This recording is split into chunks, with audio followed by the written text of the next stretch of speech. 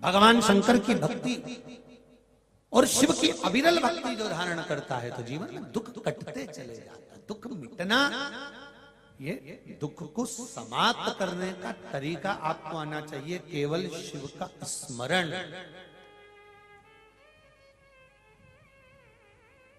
जन्म लिया तब माता के गर्भ में केवल एक पिंड के रूप में थे, और मरने के बाद पर सर्विस पर, नौकरी पर झूठ तुम बोले हो, कपट तुमने करा है, बेईमानी तुमने करी है, प्रपंच तुमने करा है, इसलिए ना पत्नी भोगेगी ना पुत्र भोगेगा। भोगना तो तुझे अकेले पड़ेगा, इसलिए याद रखना तेरा क्या होगा रे कालिया। स्मरण रहे आप, ऊपर जाएगा बंदी बनाकर, रोका जाएगा, रोएगा। मैंने तो अपने बच्चों को पढ़ाने के लिए झूठ बोला था, मैंने उसका अच्छा कॉलेज मिल जाए इसलिए झूठ बोला था, मैंने बेईमानी करी तो अपनी पत्नी और बच्चों के लिए करे, घर बनाने के लिए, मकान बनाने के लिए, दुकान के लिए, जमीन के लिए, जायदाद के लिए, मैंने इनके लिए करा, मैंने पत्नी और बच्चों के लिए करा, मैंने परिवार के लिए करा। अगर नरक मुझे दे रहे हो तो मेरे पत्नी और बच्चों को भी दो, मेरे परिवार को भी नरक भेजो। तो परमात्मा कहेगा, यम के दूत कहेंगे, झूठ तूने बोला, बेईमानी तूने करी, छल तूने करा, कपट तूने करा, जो खाएगा पेट उसी का भराएगा, इसलिए जो बोलेगा नरक। तो जीजियों तुम चिंता मत करना, तुम तो चिक जूड़ा मूड़ा बांध के डेंटिंग पेंटिंग करके आपने कहीं करना कि पूरा जमाना तुम्हारी सुनता हो, पूरे गांव के लोग तुम्हारी सुनते हो, पूरे सोसाइटी के लोग तुम्हारी सुनते हो, और तुम्हारी पत्नी और तुम्हारा पुत्र यदि तुम्हारी नहीं सुनता तो पहली फुर्सत में शिव महापुराण में जाना चालू कर दो। क्योंकि सब सुने और पत्नी और पुत्र ही तुम्हारे कहने पर नहीं चले तो वो मनुष्य का जीवन बेकार है। फिर राम नाम गाओ, शिव नाम गाओ, भगवान का भजन करो और उसका गुणगान करो। जब पत्नी और बच्चे ही तुम्हारा, दूसरे से कहा उसने सुन लिया, मोहल्ले वालों से कहा उसने सुन लिया, कॉलोनी वालों से कहा उसने सुन लिया, समाज के लोगों से कहा उसने सुन लिया, पूरे गांव के लोगों से कहा उसने सुन लिया, सब तुम्हारा कहना मानते हो और तुम्हारी पत्नी और तुम्हारा पुत्र अगर कहना नहीं मानता तो जीवन का महादेव, मेरे शंकर, मेरे ओघड़ी, मेरे त्रिकालदर्शी, मेरे कैलाशी अविनाशी के ऊपर एक लोटा जल चढ़ाने का फल क्या है, उसका महत्व पार्वती खंड के अंतर्गत शिव महापुराण में कहा गया कि माता पार्वती जी ने शिव जी से पूछा कि इस एक लोटा जल चढ़ाने का फल क्या है। पार्वती जी ने जब पूछा तो शिव जी ने कहा, देवराज ब्राह्मण की कथा लोटा जल चढ़ाने का फल बताती है कि देवराज ब्राह्मण चोर था, चोरी करता था, धन चुरा कर लाता था, गलत कर्म में लगा रहता था, कभी उसने जीवन में अच्छा काम नहीं करा। पर शंकर जी के मंदिर में मरते समय, मरने से पहले शिव जी के मंदिर में पहुंचा, शंकर जी के मंदिर में जाने के बाद शिव जी के मंदिर से बाहर निकला, एक बेलपत्री के वृक्ष के नीचे उसके प्राण छूट गए। शिव महापुराण की कथा कहती है तो पार्वती जी ने शंकर जी से पूछा, जब देवराज चोर था, गलत काम करता था, बेईमानी करता था, प्रपंच करता था, छल करता था, बेकार काम करता था, तो देवराज शिव मंदिर कैसे पहुंच गया? व्यक्ति अच्छा काम करता है तभी तो शिव महापुराण में पहुंचता है। जो बेकार काम करेगा तो शिव पुराण तक कैसे जाएगा, शिव मंदिर तक कैसे जाएगा? बेकार काम करने वाले को तो भगवान वैसे ही रोक देता है कि तो अच्छी जगह जाए मत। फिर वो अच्छी जगह कैसे पहुंच गया? शंकर भगवान ने कहा, पार्वती, देवराज ब्राह्मण की जो माँ थी उसका नियम था एक लोटा जल प्रतिदिन जो भी शंकर का मंदिर घर के पास था वहां जाकर चढ़ाती थी। उस जल का प्रताप ये रहा कि मरने से पहले चोर बेटा भी शंकर के मंदिर पहुंच गया और प्राण छूटने के बाद शिव के धाम चला गया। ये लोटा भर जल का सारी समस्या का हल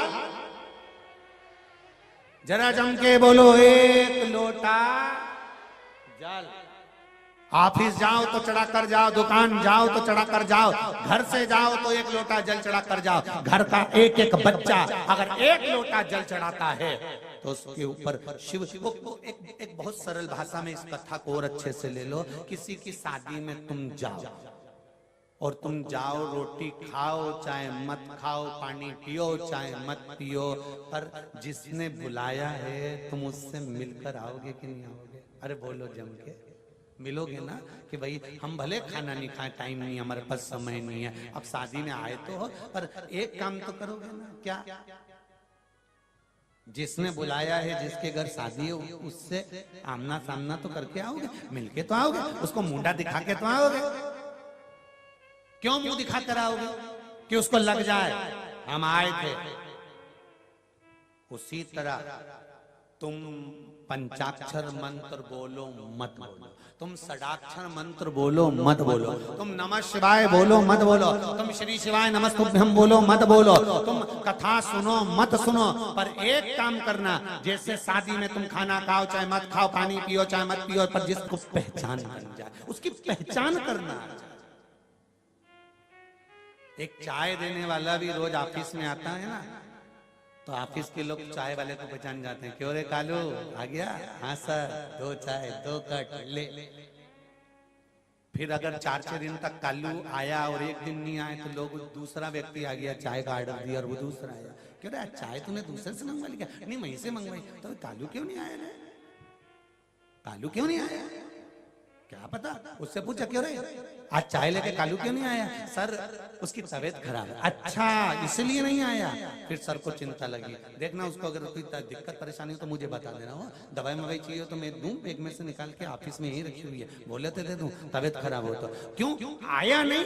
तो चिंता उस व्यक्ति को ऑफिस में लग गई कि वो चाय देने क्यों नहीं आया। जब एक व्यक्ति रोज आता है, चाय देने के लिए नहीं आया, तो ऑफिस वालों को चिंता लग गई, बेचारा कितना अच्छा था, क्या हो गया उसको। उसी तरह तुम रोज रोज मंदिर जाते रहोगे, शिव के द्वार जाते रहोगे, शंकर की चौखट पर जाते रहोगे, और अगर एक दिन तुम्हारा दिल दुख गया, हृदय दुख गया, तुम शिव के द्वार नहीं गए, तो उसको चिंता हो जाएगी, आज कमला भाई आई क्यों नहीं? कारण क्या है? क्या हुआ जो वो पहुंची नहीं? क्या कारण हुआ जो वो पहुंचा नहीं है? कारण क्या है? आप आए नहीं और सुबह हो गई मेरी पूजा की थाली धरी की धरी। क्या कारण हो सकता है? क्या हुआ?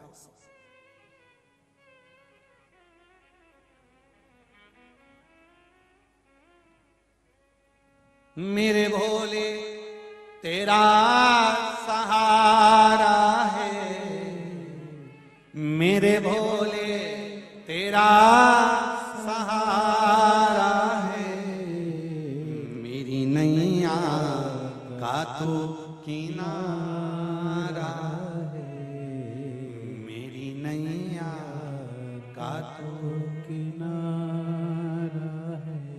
क्यों?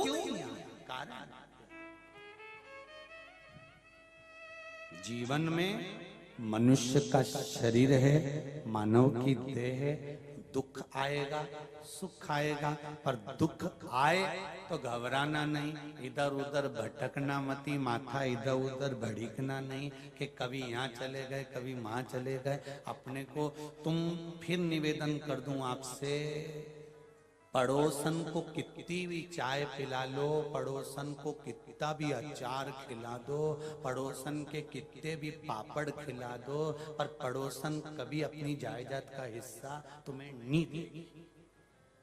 और सागर की अगर पड़ोसन हो और देती हो तो हमें भी बता दो, इसमें कोई दिक्कत वाली बात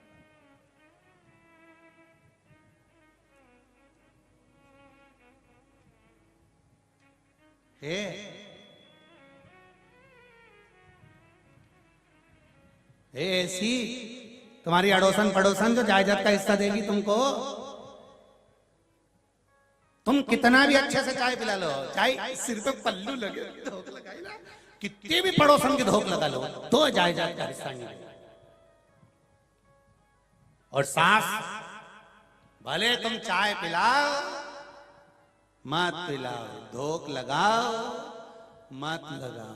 पूछो वो की जितनी रकम है ना, जितनी बहू है ना, 4 5 6 2 3 सब उन्हीं को मिलना, कोई दूसरे को नहीं मिलेगी कि सास दूसरे को दे देगी। नहीं, सास मरेगी तो उसका हिस्सा बहुओं को ही प्राप्त होगा।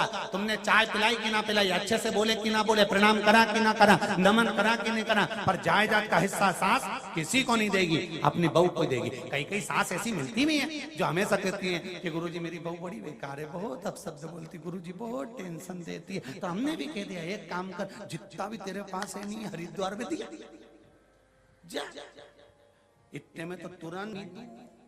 तो मैंने कहा फिर किसको देगी?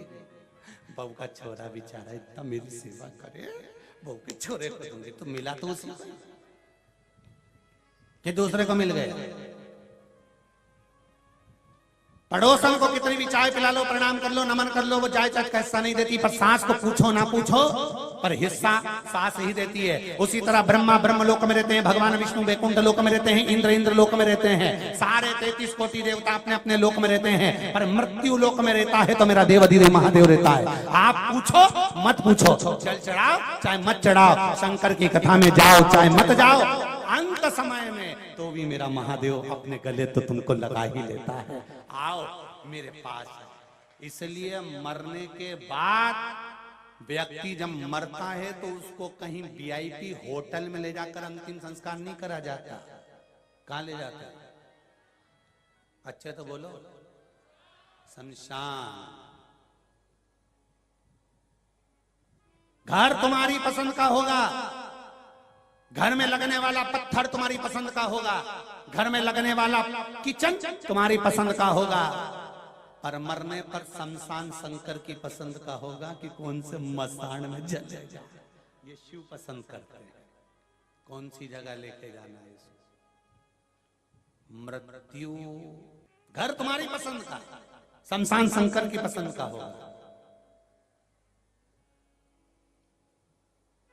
और कितना ही प्रयास कर लो, ले जाने वाले तो तुमको तोप के, चाहे कितना ही रो फिर भी कौन रखे। शेर मरे तो उसकी तो खाल भी काम आ जाए, पर यह पापीड़ा